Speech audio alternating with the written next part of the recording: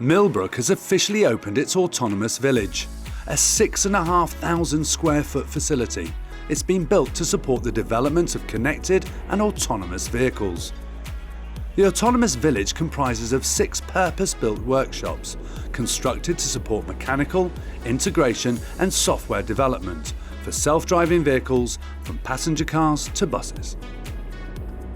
We visited to find out what's involved in setting up a facility like this and to find out why car manufacturers might need it.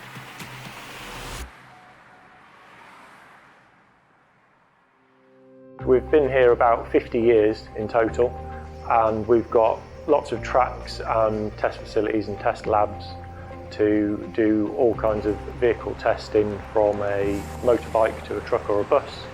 We're basically focusing on wireless communication to get connectivity to the test vehicles. What we've been looking at is the connectivity that we've set up around site to get that data back to the engineers as quickly as possible and get the data checked, processed and reported all in as short a time frame as possible to get the test done and essentially give the car back to the customer so they can get on with the next test.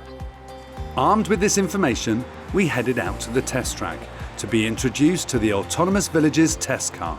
It's a VW Tiguan, which looks standard from the outside, but we've actually added quite a lot of sensors, somewhere around 50 to 60 with about 100 data channels in total. We use it for road load data collection and correlation.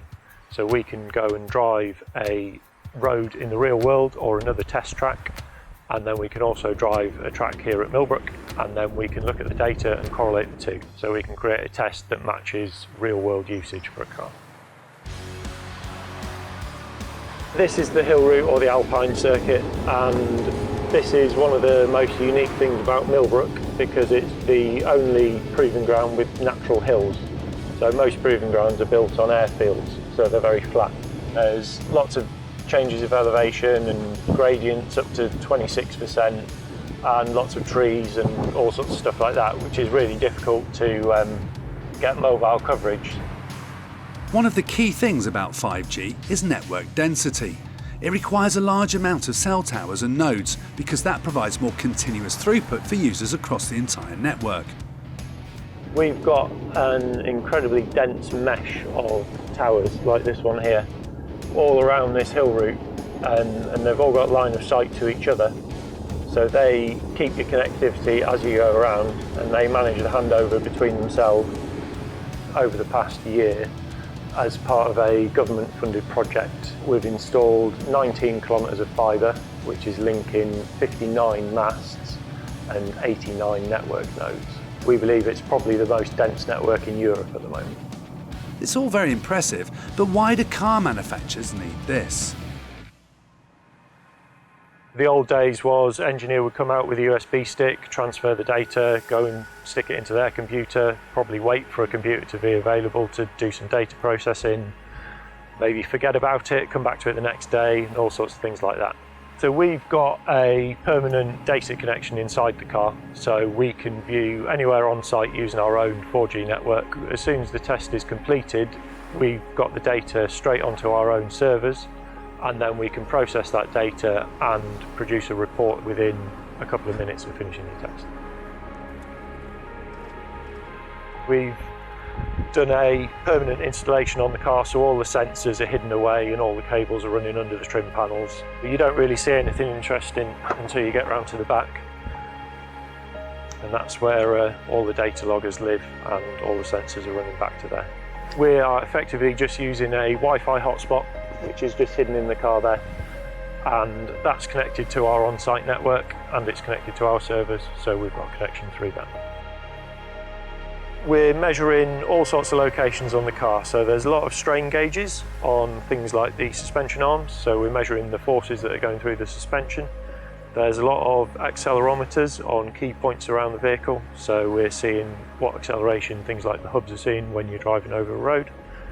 We've also got connections into the CAN bus where we're reading off engine parameters like engine torque and things like that.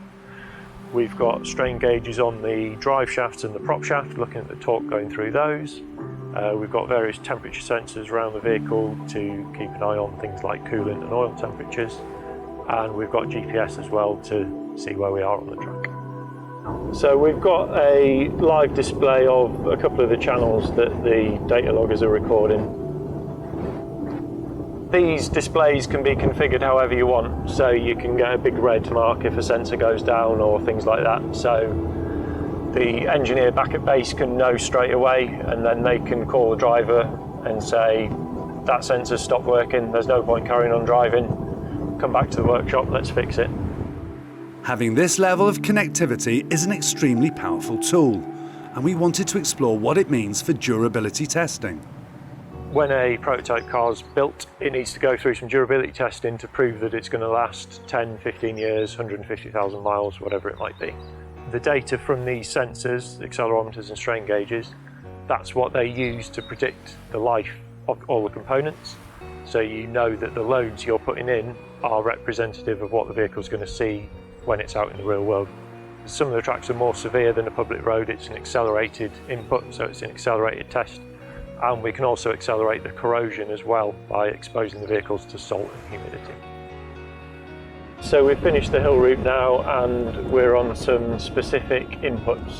We've got things like speed bumps and potholes. The important thing about a simulated pothole is it's the same every time you drive through it. We need to keep the test repeatable for the 6 months or whatever it is that it's running. With the demo complete, the Millbrook team concluded operations for the day. This kind of testing is essential, and the facility here provides a fusion of real-world and simulated environments, where real-time connectivity drives progress. The Autonomous Village is an exciting step forward in connected and self-driving vehicle development in the UK.